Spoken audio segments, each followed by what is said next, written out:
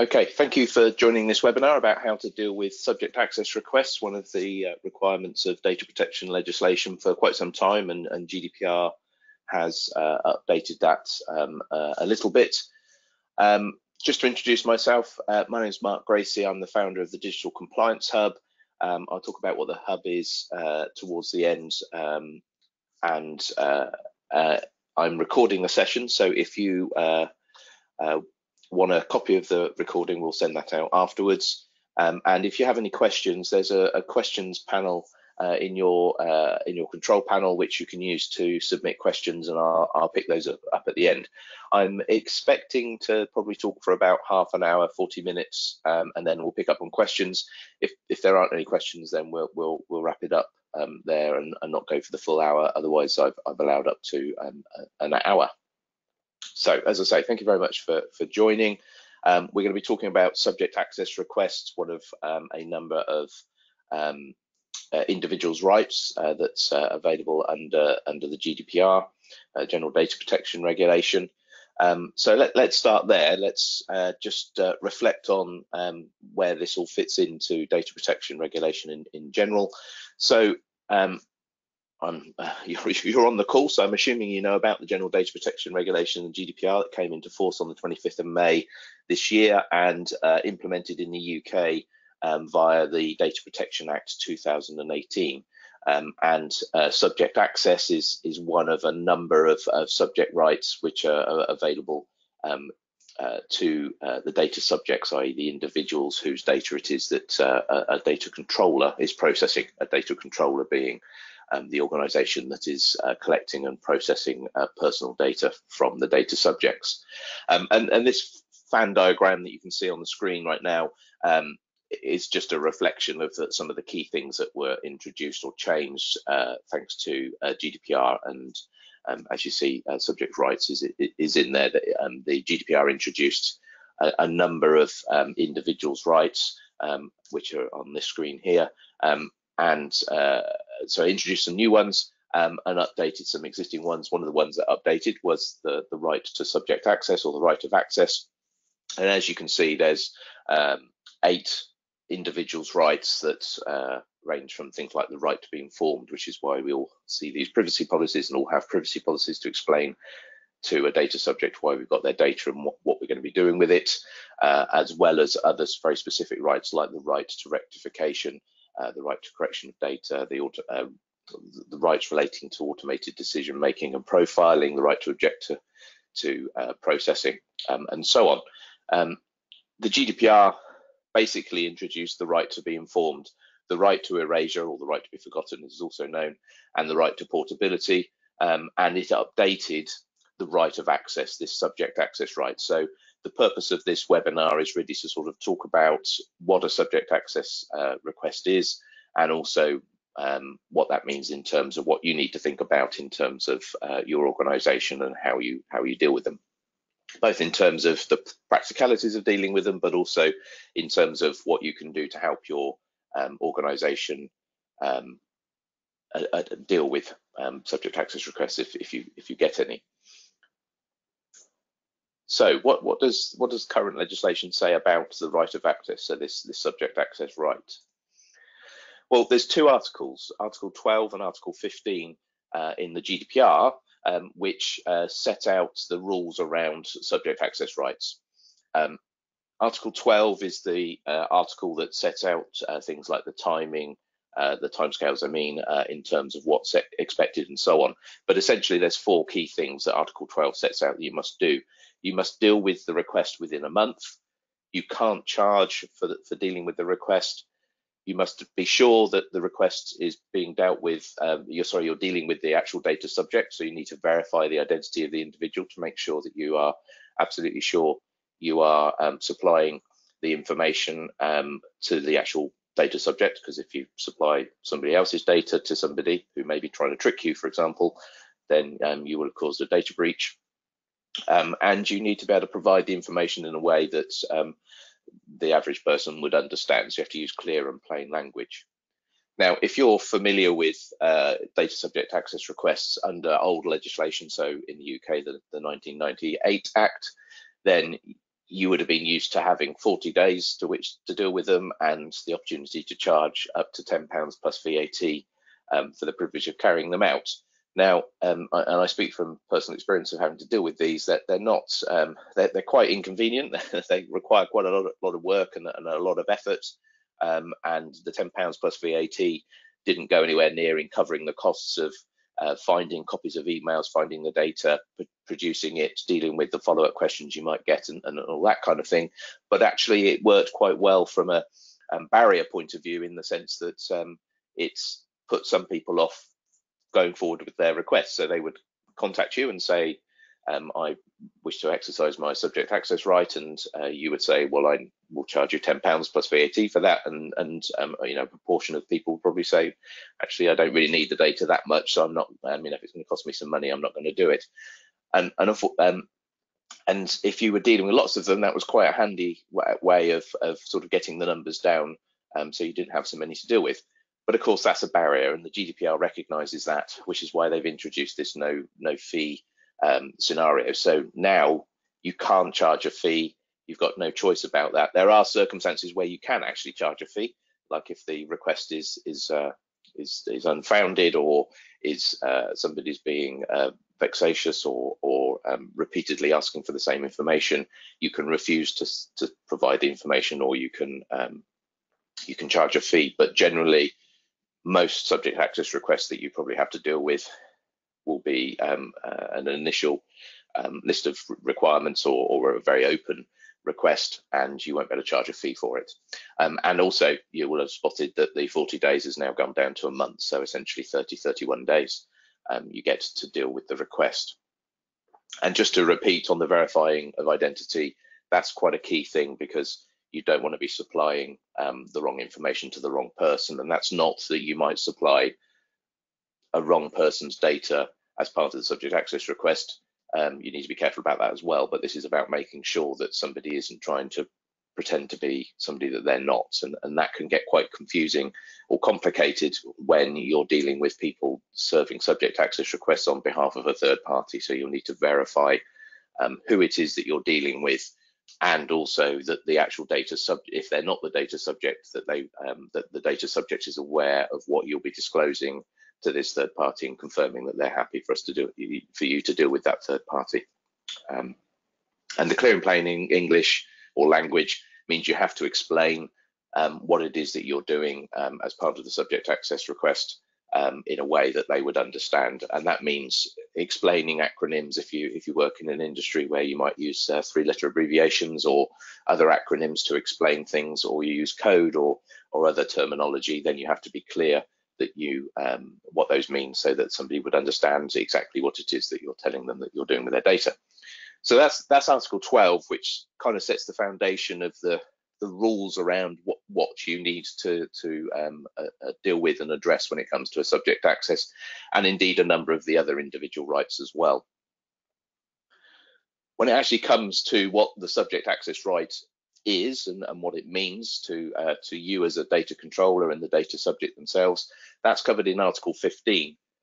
Now, Article 15 says you basically, the individual, the data subject, has a right to understand whether you're processing data about them, and if you are, what kind of processing you're doing, and by that an explanation of the kind of processing you're doing, and provide them with a copy of that data, as well as some extra information. So that it also requires that you set out some of their other rights, like the fact that if the data that you've supplied them as part of subject access is incorrect, they've got a right to rectification, they've got a right to erasure if you shouldn't be processing it, and so on. And also how they can complain either to you, both to you and also the regulator. So you have to provide just a little bit more than what traditionally people think about. So what that really means is somebody can come to you and they can ask for details about how you're processing their data and copies of that data, and provided you're happy that they are who they say they are, you have to provide that data and provide some extra information, particularly how they can complain, and you've got to do that free of charge, and you've got to do it within a month. So what that means in practice is really down to how you process these within your organization. Now, when it comes to dealing with a subject access request, one of the key challenges is that somebody doesn't have to fill out a specific form that says, I request my individual right for subject access.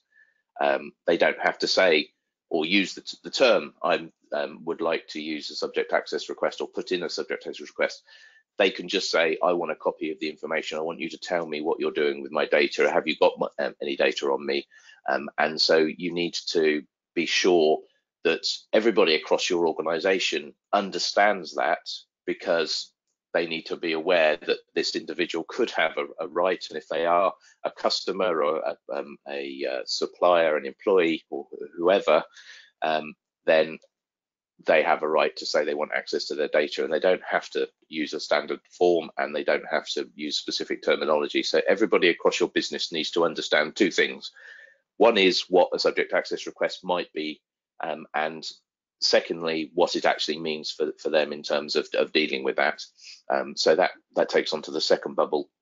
If we start at the top and move our way around to the right, the other thing is you've got to make sure it gets dealt with. So the awareness across your business is about making sure that somebody is able to identify that somebody is exercising their subject access right, and who within the organisation is dealing with it. And that will be predetermined by whatever you have put in place. And we'll sort of talk about that in a second. You've clearly got to deal with the request, because you have, if they are a data subject and you do have data on them, and it's personal data, then you are required to deal with the request. As I've already said, you need to verify their identity. So you need to make sure that they are who they say they are. And how you go about doing that is going to really depend on the way in which they've actually requested. Now, there is some guidance and general information about considering the fact that if somebody emails in a request, then you need to be sure that you are able to verify perhaps in an alternative way, and so on. But you do need to look at where is the request come in, what medium it's come in. Somebody can submit a subject access request via the phone, via email, via text, via letter, via any communication channel that somebody's able to reach you by, and you would need to consider how you can verify their identity. And you need to be mindful that if you're using a telephone system that provides you with the caller line identity, the CLI, don't trust that is the CLI of the caller, because somebody might be spoofing that. Don't trust that an email address really is from the email that it purports to be. And so on. So you will have to look at what functionality you have within your organization and your data and your processes to determine how you can verify that identity. Obviously, if you've got an employee and they're submitting a subject access request and they're still an employee, you can go and talk to them face to face and ask them, and that would be adequate. But you do need to verify that identity, and I can't stress that enough. And certainly I know from some of the dealings I've had in the past with people wanting access to data is that it's not always obvious, and there are people out there trying to get access to data that isn't theirs. So that's why you need to make sure you do that. And the downside of not doing that and getting it wrong is you could result in causing a data breach, which you would then have to go through the requirements of GDPR relating to whether you've got to report the data breach to the data subject and to the regulator, and so on. So verification of identity is very important. As we've already said, you've got to deal with it within a month. You can't charge for the privilege of dealing with it. And I would suggest that you keep a record of the subject access request, because that enables you to demonstrate that you did have a request and you did deal with it.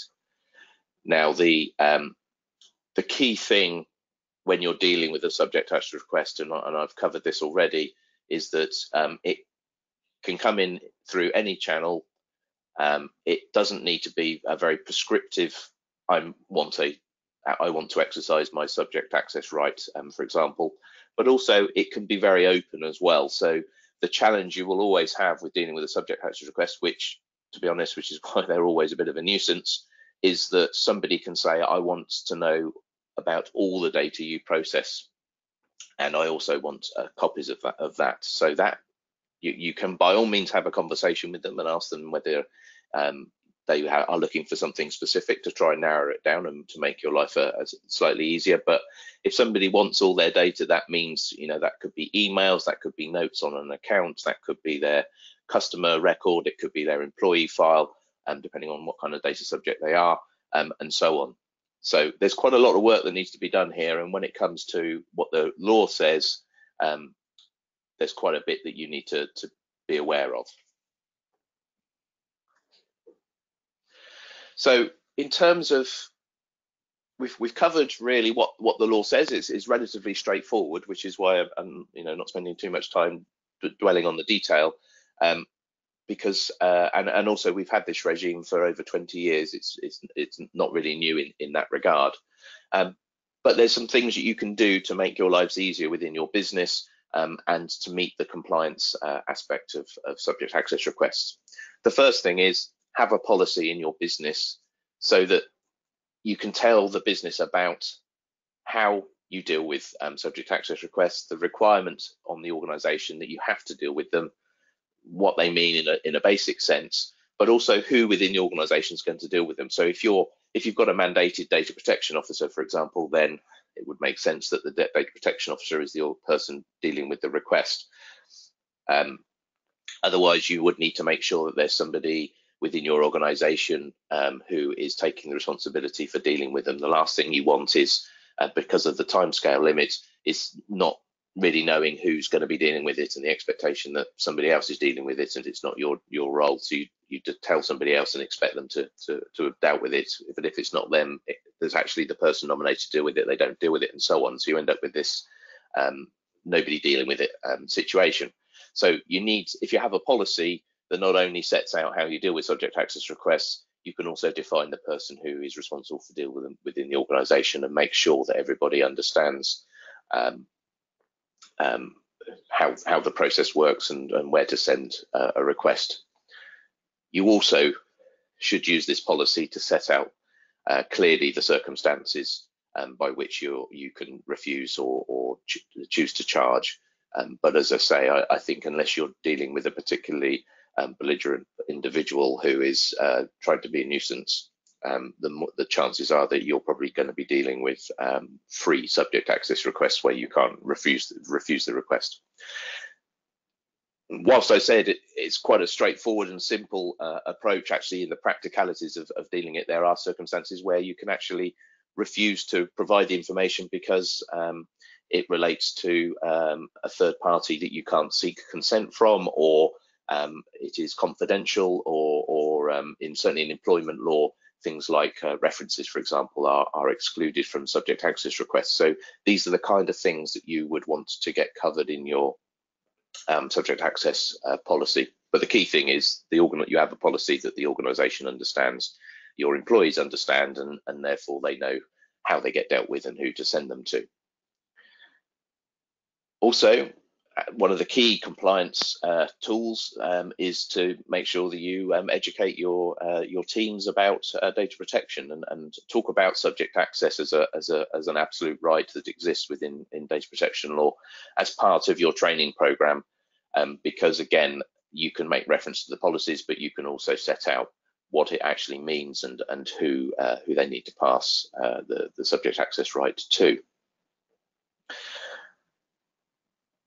The third bullet there is something that is always worth iterating whenever you talk to somebody about subject access. It should be covered in your policy and also it should be covered in your training.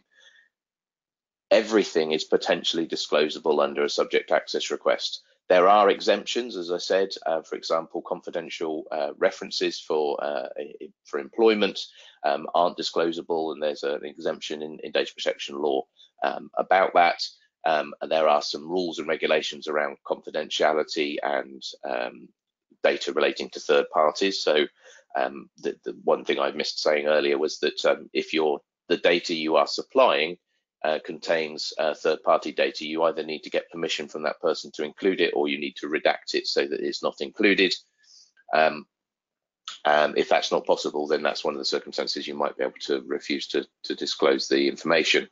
But the key point here is that somebody can ask for pretty much everything, and pretty much everything is likely to be disclosable under a subject access request. Now, when I talk to customer services teams, that I always make the point of saying that means that if you have a customer database and you write notes in your customer database, then those notes are also disclosable as part of that customer's record, as part of their data, which is fine unless your team have a tendency to set out their feelings about the individuals as they talk to them. So if they're leaving notes like, this person is a real nuisance and keeps bothering me and is a pain in the backside, or good luck to anybody who has to deal with this idiot, or things like that, then those are the kind of things that could be disclosable under a subject access request, if you've got them documented and written down as part of the data record for that individual. So that means be careful about what your people are writing when they're recording against somebody's data, because it could potentially be disclosable. Now, a couple of things here. People have said to me, well, I just use acronyms and nobody will ever know. Well, actually, as I said before, you have to provide the explanation in plain English. Therefore, if you're using acronyms, you have to explain what that acronym means. So you can't use acronyms. And it also goes for, somebody once said to me, well, I'll just use a French acronym and then nobody will be the wiser, it'll just be me. But no, that's still something you would have to explain, and somebody has a right to, even if you did choose not to explain it, to ask you to explain it.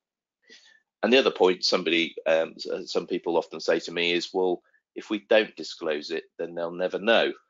Well, yes, there is that possibility, and you can run, if you want to run that risk, then that is entirely up to you. But you must be mindful of the circumstances by which they're possibly exercising this right. Is that if they're a bit disgruntled, perhaps, then they may have a good recollection of a series of events, and if you start cutting pieces out because you don't want to disclose it because it's maybe detrimental to the person involved, or you're trying to hide something, there's a good chance they're going to pick up on the fact that, well, I spoke to you 5 times and you've only given me notes for the last 3, so where's the other 2, and so on, and those kind of scenarios.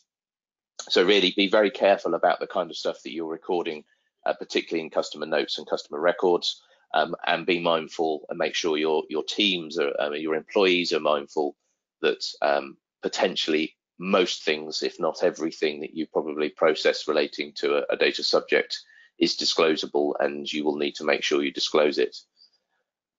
And the outcomes of not disclosing stuff, not meeting the requirements of the timescales, well, there's some consequences to that, and there was one very recently. I think it was Lewisham Council who have just been given an enforcement notice by the Information Commissioner's Office because they're failing to keep up with subject access requests. So they've got so many coming in, they haven't got enough people to deal with them, and so therefore they're not meeting the deadline. And I guess those data subjects have complained to the Information Commissioner, and the Information Commissioner said, well, it doesn't matter how many requests you're getting, you need to be able to deal with them within the prerequisite defined time in the GDPR, i.e. within a month. So you have to be really careful and be mindful that there is enforcement action out there that can be taken if you don't keep up.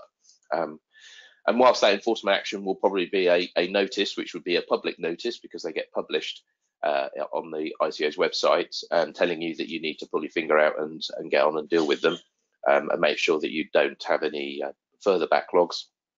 There's a good chance that if you do continue to have backlogs, or you continue to cause problems to data subjects through the subject access mechanism, then they could ultimately end up fining you. So yeah, you have to be really careful about what enforcement action could happen, and it's not just about timescales and what might go wrong if you don't meet the deadline. And I mean, there are parts of the GDPR that allow you to explain why you can't get the information, and so if there's a circumstance that you need to speak to somebody who's decided to go on a 2-month holiday, then it's going to be tricky for you to get that information, but you must make sure that you've made that clear to the data subject as well, and you must make sure that you're not excluding data because you don't want to disclose it, and so on. So there are powers available to the regulator, the ICO, if you don't keep on top of subject access requests. So that was really what I wanted to say. It was a bit of a whistle-stop tour, but on reflection, it's quite a simple process. The key thing is that you know within your business what exactly you do when a subject access happens, how you recognise a subject access, and make sure that your employees or the teams that might engage with data subjects, be they internal data subjects like employees or external ones like customers or contacts or suppliers, that they know what to do and how to deal with them, so that you can meet the requirements of particularly the timescale, but also start the work to collect together the information. Now, as I said, I run the Digital Compliance Hub, and I just wanted to talk very briefly about what that is. It's an online resource. It's a subscription-based model where you get access to guidance, toolkits, information, walkthroughs, policy documents, and so on, primarily in the three areas there in the middle: data protection, privacy and marketing compliance, web and data security. But there's also a helpline. So if you have any questions, if you get a subject access request once in a blue moon and you're not too sure how you're supposed to deal with it, or somebody's asking you for something and you're not sure whether it's disclosable or anything like that, there's complicated, any particular complications, then there's a helpline. If there information that's available isn't answering that question, or you can't find the answer, then you can book a phone call, or you can get access to unlimited email support. If it's something you're worth thinking about looking at, then you can try it for 14 days. And for free, although there's some content, mainly the policy documents, that you won't get access to until after the 14-day trial, but you can take a look and have a look, and certainly the main framework is available to see without even having using the trial, so you'll be able to get a feel for what kind of information's on there. And just on the subject of the hub, I'm running a series of different webinars covering different areas, and the next one's in a few weeks' time, and we'll be looking at how to carry out a data protection impact assessment. So that's a new requirement under GDPR, which, whilst on the face of it is actually under very specific circumstances and situations. The Information Commissioner says, well, we've had privacy impact assessments since the old data protection days, as best practice, and we maintain that best practice needs to continue. So essentially, if you're doing something new or different with data, or using a different system or something like that, then you will need to carry out one of these risk assessments, which is what a data protection impact assessment is all about. So if that's something that you'd like to know a bit more about, or want to understand how that works, then have a look at the Digital Compliance Hub website, digitalcompliancehub.co.uk, and go to the event section. You can book yourself onto that webinar.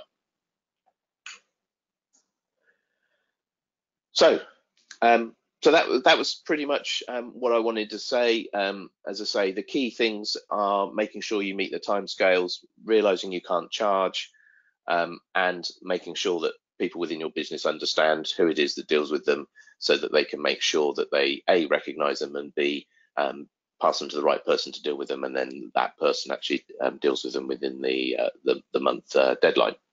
So if you've got any questions, now's the time to ask them, and I'll try and pick them up. As I say, there's a question panel in your GoToWebinar control panel where you can ask questions. Just type them in there, and I'll pick those up. So let's have a look and see what we've got. Yes, good question from Paula. Is there a particular way that the information that somebody is requesting has to be provided? Well, to be honest, that will depend on the request and potentially the kind of data. You know, if it's digital content where there's lots of references to third parties who you can't easily get consent from, and you'll need to redact them, but digital redacting may be slightly tricky. And you need to be careful that digitally you are actually deleting the data, so that somebody can't actually see it by hovering over it, even though it looks like it's blanked out, that kind of thing. Or if there's just so much of it, then arguably you could say, well, it'd be easier for me to print it out and use a black marker to redact the information and so on, and then you can send it to them in a post. Really, the flexibility is what the data subject is expecting, and if they request stuff by phone, potentially you can give the information by phone. you might say, actually, we'll probably email that to you because it's going to be easier. And also the thing with emails is it gives you a bit of an audit trail as well. So that's kind of a long way of saying that there isn't a predetermined way that you're supposed to do it, but that really comes down to what you put in place between you and the person doing the requesting. If they're happy to have the data shared via a secure sharing system, you mentioned Dropbox, for example, then that's fine. It's what works for the data subjects ultimately. And the law sort of talks, as I say, about, well, if the request came in through email, then it would be expected that you would respond via email and so on. But actually, in the practical ways in which most businesses work, that might not be practical depending on what data it is. Obviously, what you can't do is you can't say, actually, I know what I'll do is they want 100 different emails where we've talked about them. So I'll print those out and I'll send those in the post, because that will just delay it a bit further. You have to be really careful about those kind of things, because you might get yourself into trouble, particularly if the data subject said they would like a copy of the emails via email or in a copied into a Word document or something like that. So yeah, in terms of determining how you provide the data, I think that's a conversation to have with the data subject, and hopefully that would be quite an easy discussion to have. If the problem with subject access requests, and I've kind of alluded to this already, is that you tend to have to deal with disgruntled people. It's those people who are likely to use a subject access request. So an employee who's unhappy, or a customer who isn't happy with the way they've been treated, or they believe they've not got what they expected to get out of a contract or an agreement or something like that. So they think, right, I'll serve a subject access request, or they've been moaning about it to a friend who happens to know a bit about law, or a lawyer or something like that, and they said, we'll serve a subject access request. They may be less friendly and be less flexible in terms of how you supply that data, but ultimately you would have to be able to prove that the way you supplied the data was an appropriate way to do it based on what you had to do in the supplying of that data. But printing it out and delivering big box fulls of data to their homes or their offices or wherever they are, for the sake of being a nuisance, might get frowned upon.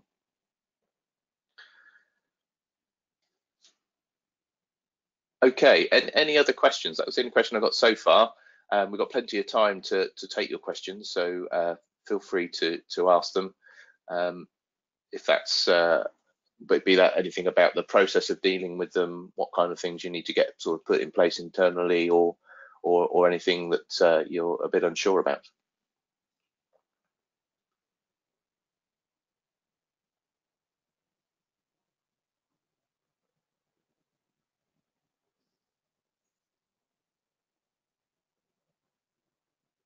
As I say, I think one of the key things for me is the education and awareness point, and that's something that most businesses would benefit from, is the understanding internally of how they're dealt with, and the understanding by the individual who has to deal with them what they can and can't do, but also making sure that people recognise that they could be approached in any particular way. You know, that could be a piece of paper put under the door of the front desk at reception overnight. So you would need to make sure the receptionist understands that that piece of paper isn't just a piece of rubbish to be thrown in the bin. It's actually a subject access request, and they need to take it to the right person, be that their line manager or otherwise.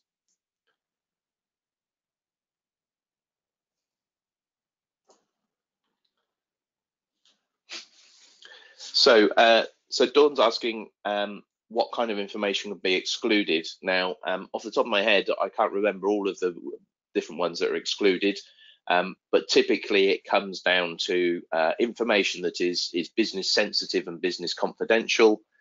In HR, things like confidential references aren't disclosable under a subject access request, but the majority of the circumstances are likely to be considering data where there is just too much third-party data, or that there is something that is business critical.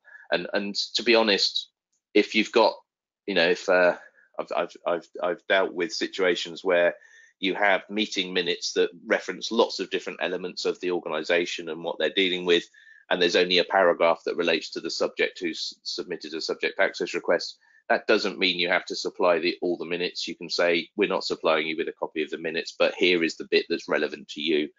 Everything else is confidential to other elements of our business or other third parties, and therefore isn't disclosable. If you look at the Data Protection Act 2018, in one of the schedules towards the end, it actually lists some of the circumstances where the exclusions apply, but they tend to be in a HR employment situation around things like, as I said, confidential references.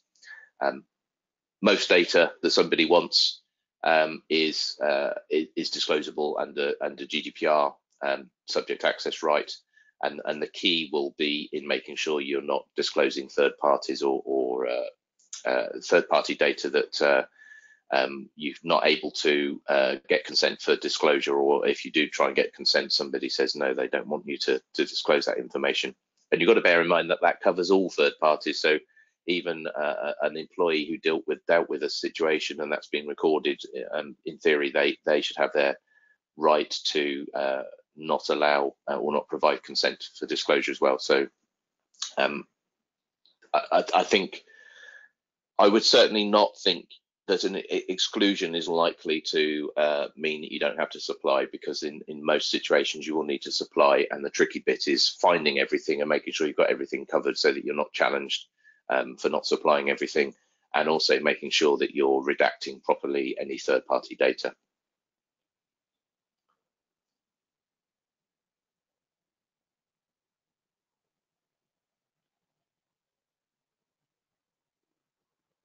Okay, if there aren't any more questions, there's nothing else coming through at the moment, just a few thank yous, then we can leave it at that and call it a very short and sweet webinar. I hope you found it useful and sort of gave an overview of what subject access requests are about, what the law says, and also what you can do internally to make sure that you meet the requirements of what the law sets out.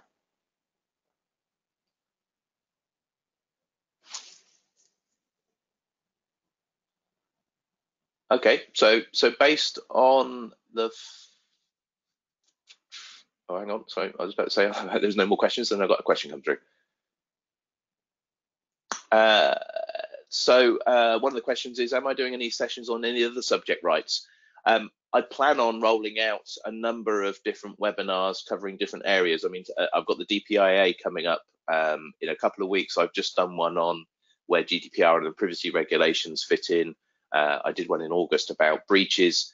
In terms of the other rights, I possibly would consider doing one about some of the other rights. The right to erasure is quite a quick one, so I'm not sure it will warrant a webinar on its own, but maybe if there's enough interest, I would certainly consider rolling out a number of other subject rights, or even doing a subject individuals' rights webinar that's a bit longer than the one I've done today. So yes, if you're interested in that kind of thing, then probably the easiest thing is either keep an eye on the events listing on the Digital Compliance Hub, or if you sign up to our mailing list, then we tend to send information out through that about up and coming webinars. And of course, if you're likewise, if you're a hub user as well, then you would get access to those.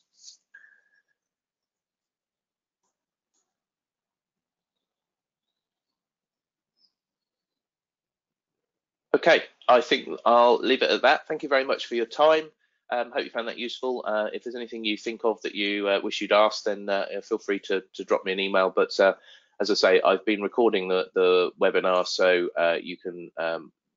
I'll send you a copy of the slides and also a copy of the recording, so you can reference that back if you need be. And yeah, if you're interested in data protection impact assessments and how they have to be dealt with, which will be much more complex than what we've run through today, then join me on the 10th of October for a webinar about DPIA.